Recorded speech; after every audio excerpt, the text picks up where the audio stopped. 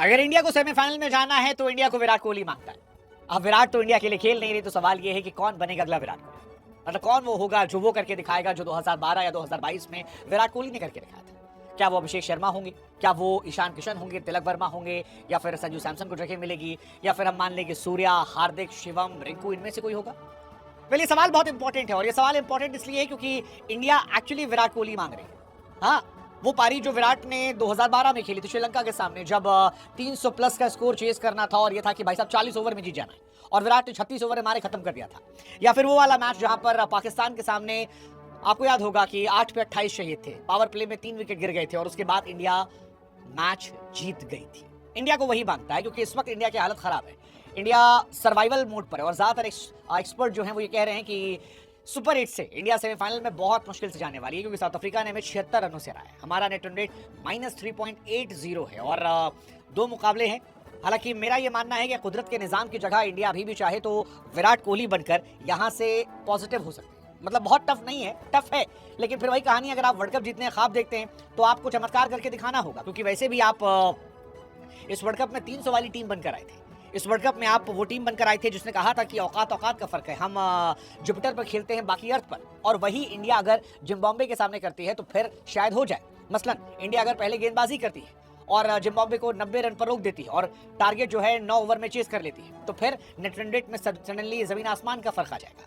लेकिन अगर टारगेट 150 तक पहुंचता है और इंडिया 11 ओवर के अंदर जीत दर्ज करती है तो भी थोड़ा होगा मुश्किल, लेकिन फिर भी हो सकता है, पॉजिटिव में हम आ जाएंगे। अगर जिम्बाब्वे जो है 180 200 बनाती है और इंडिया 12 से 15 ओवर में जाती है तो भी नेट रन रेट में सुधार होगा। लेकिन फिलहाल सुधार नहीं चाहिए, फिलहाल इंडिया को बवाल चाहिए। बवाल मतलब एक जबरदस्त उछाल, इतना बड़ा उछाल कि जिससे बूम बूम हो जाए।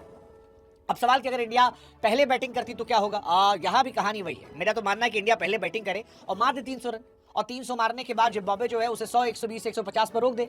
अगर इंडिया 150 पौने 200 से जीत जाती है तो फिर जो माइनस में है वो सडनली पॉजिटिव आएगा, और पॉजिटिव में भी हम ठीक ठाक ऊपर हो जाएंगे। मतलब 2012 में तो हमने यही किया था ना, श्रीलंका ने 320 बनाए थे, हम ये मान रहे थे कि इंडिया बाहर हो जाएगी। इंडिया को पता चल गया था कि भाई 40 ओवर में आपको मैच जीतना है, और सारी कहानी वहीं से निकली थी। लेकिन उस वक्त भी जब दुनिया कह रही थी कि भाई साहब 50 ओवर में 320 चेज नहीं होता, यहाँ 40 ओवर में कैसे चेंज करोगे, मतलब ये तो इम्पॉसिबल है, कोई हो ही नहीं सकता, सामने मलिंगा जैसा गेंदबाज है। तब इंडिया ने मारा था और जबरदस्त मारा था। मतलब ऐसा मारा था कि सचिन सहवाग के आउट होने के बाद भी विराट ने वो मैच अकेले अपने दम पर जिताया था, सिंगल हैंडेडली 86 गेंदों पर 133 रन। मुझे तो इनफैक्ट वो ओवर याद है मलिंगा का, जिसमें 37 ओवर था, 33rd या 4th ओवर था, जिसमें विराट कोहली ने एक छक्का और 4 चौके मारे थे। मतलब वो कमाल था, 20 गेंद रहते हमने वो मैच जीता था, 40 ओवर भी नहीं खेला था, और 320 जो है वो हमने उस दिन 36.4 ओवर में हासिल कर लिया था। और वहीं से इंडियन क्रिकेट का स्टैंडर्ड जो है बदल गया। इनफैक्ट पाकिस्तान वाला मैच भी ऐसा ही था। इंडिया ने पाकिस्तान वाले मैच में भी 8 पे 28 जो था, हारिस रऊफ को 2 छक्का, नवाज को मारा, और इंडिया मैच जीत गई थी।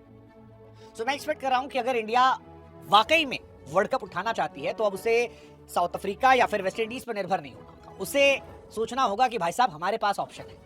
आप पहले बैटिंग कर रहे हो, आओ स्कोर बोर्ड पर 300 ठोको और उनको 100 150 पर ऑल आउट करो, अपना नेट पॉजिटिव कर लो। अगर आप पहले बॉलिंग करो 100 सवा 100 पर उनको ऑल आउट करो, और आप 7 ओवर 8 ओवर 9 ओवर 10 ओवर में मैच खत्म करो और जीत के चले जाओ। अगर आप ये कर ले रहे हो तो आपकी बल्ले बल्ले है, और अगर आप ये नहीं कर पा रहे हो तो it's better pack your boots, क्योंकि कुदरत के निजाम से आप यहाँ जीत भी जाओगे तो आगे लटक जाओगे। फलानी टीम फलाने को, फलाना धमाके को, ये सब चलता नहीं है। कुदरत के निजाम से वर्ल्ड कप नहीं जीता। वर्ल्ड कप जीतना है तो फिर आपको जज्बा दिखाना पड़ेगा। जज्बा टॉप ऑर्डर से अभिषेक को, ईशान को, तिलक को। ईशान पर तो फिर भरोसा है, अभिषेक तिलक को दिखाना है। अब अभिषेक और तिलक जो है अगर ये उस मोड में आते हैं विराट कोहली वाले, तो इंडिया वापस आ जाएगी। लेकिन सवाल फिर वही है, कौन बनेगा इंडिया का अगला विराट। पहले आप ये वीडियो देखिए। ये है जी इंडिया का अभिषेक शर्मा। दे मार 4.5 है यार, ये आदमी स्पेशल टैलेंट है यार, यकीन करो।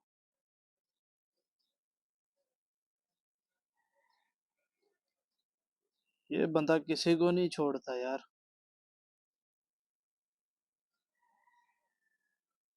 100 तक कर देता है 30 बॉलों पे।